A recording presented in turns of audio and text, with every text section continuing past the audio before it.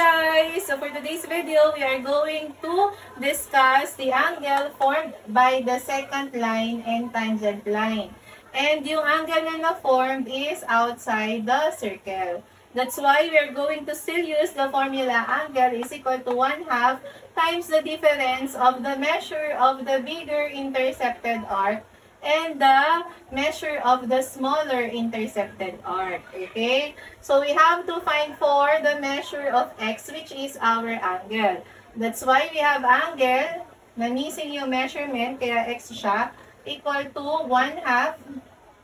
And then we have to multiply it with the difference. Okay? Ano yung measure ng bigger arc natin? We have 105 minus yung measure ng smaller arc natin, which is 65.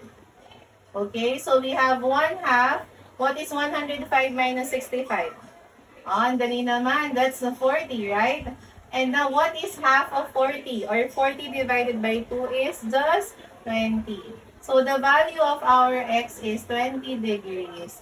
Ang dali naman nito. Okay, you try to solve for this. What will be the value of your x here? Kung ang inyong bigger arc is 142 degrees and yung smaller arc nyo ay 52 degrees. Okay, don't forget to follow for more math videos and remember that sharing is caring. Kaya i-share na ang video na to.